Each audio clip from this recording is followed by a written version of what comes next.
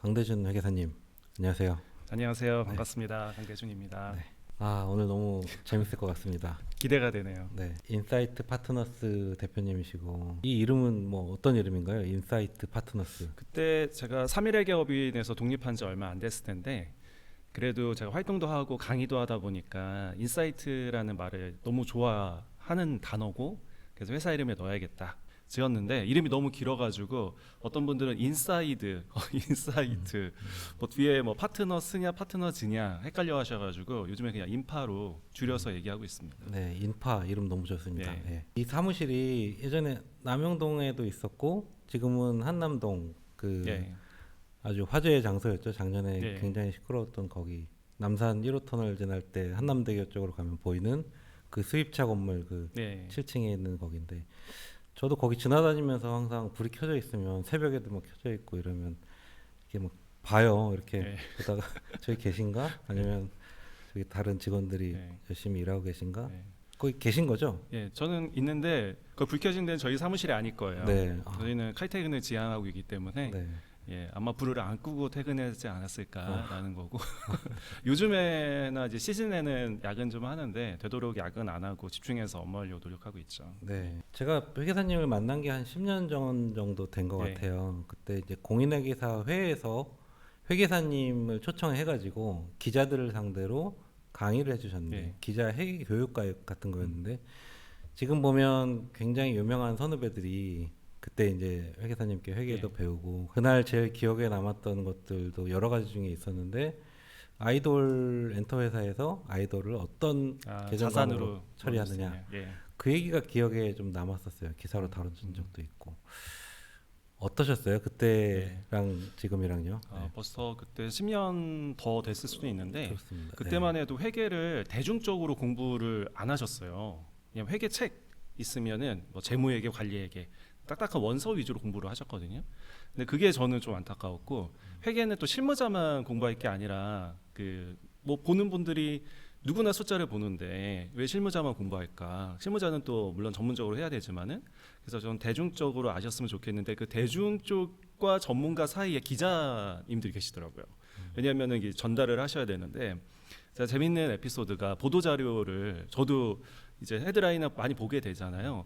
근데 기업들이 요거를 이용을 많이 했어요 당시에.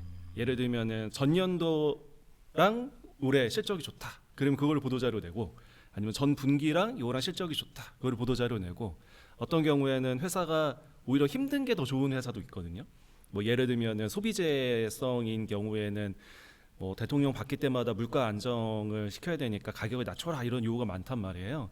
그런 데들은 오히려 자기네들 실적이 안 좋다라는 걸 반영하기 위해서 예를 들면 수출 사업은 또 빼고 국내 사업만 보도자료에 넣어가지고 하는데 기자님들이 그거를 또 순수하게 많이 적어서 보시는 이유가 이거에 대한 좀 자신감이 용어에 대한 자신감이 그때 당시에는 좀 많이 떨어져 있어가지고 좀 사고의 확장을 넓혀드리면 좋겠다라는 나름의 사명감을 갖고 이제 그때 강의를 했고 그 이후에 또 그 김돈현 기자님 네. 같은 경우가 이제 회계책도 쓰시고 분식회계 쓰고 그 언론재단인가요? 네. 언론재단에서 같이 기자님들께 하는 유튜브 영상도 찍어가지고 공부도 하시고 하신다는 제자분들이 많습니다. 거의 지금 회계의 아버지죠. 예, 예, 저는 그렇게 생각하고 있어요. 네. 예. 그때 강의 이후로 뭐 세바시에도 나오셨고 네. 뭐 삼성, LG, 현대차, 카카오 강의 굉장히 많이 하시잖아요. 예.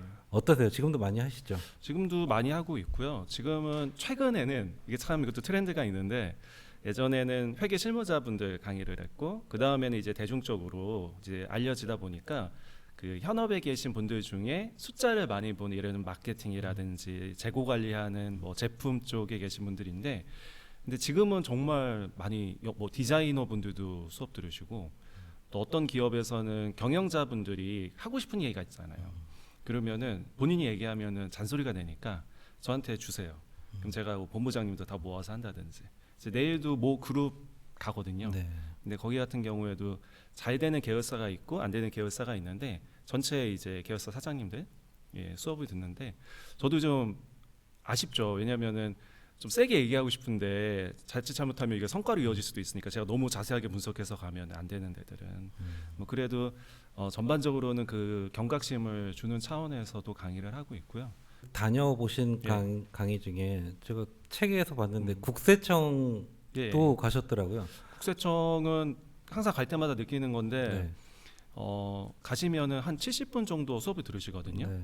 제가 회사 이름을 항상 익명으로 해요. 국세청에서 괜히 얘기 잘못하면 좀 이상하잖아요. 세무조사 들어갔을 때. 예, 그런데 꼭 와가지고 저한테 알려달라고 회사 이름 좀 알려달라고.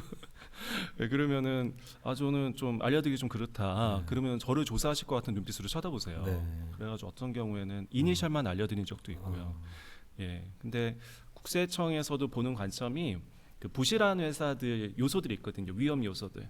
근데 우리나라 국세청은 전산화가 너무 잘 돼 있기 때문에 세무 분석이라든지 여러 가지 또 금융 자료를 쉽게 접할 수가 있잖아요. 네. 네, 그런 것도 이제 보지만은 그래도 어느 경우에는 샘플 조사를 하고 또 들어가면은 실제로는 이제 싸워야 되는 일들을 하셔야 되기 때문에 제가 또 거기서 강의를 하고 있지만 절대 회사 이름을 언급하거나 하진 않습니다. 네. 알겠습니다. 데스노트 쓸 수는 없으니까. 네. 예. 국세청에서도 굉장히 좋아하실 것 같아요. 그런 예, 예. 회원 정보를 예. 파악하셔야 되니까. 네, 저도 많이 배우고요. 거기 네. 계신 분들하고.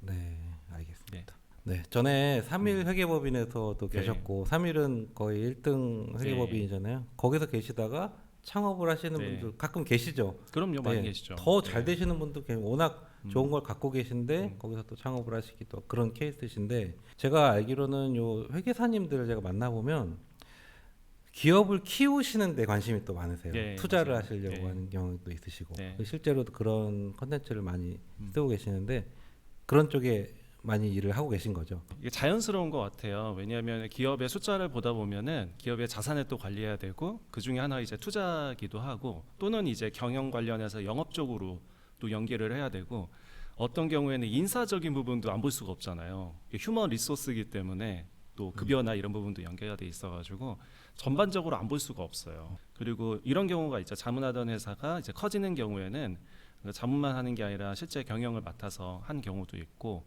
이렇게 자연스럽게 넘어가고 근데 그 경영자분이 엑싯을 했어요. 크게. 그럼 자산가가 되셨으면 또 투자를 해야 되면은 믿고 맡길 사람이 많지 않기 때문에 또 같이 투자하는 회사를 만들어서 진행하는 지금 케이스도 있습니다.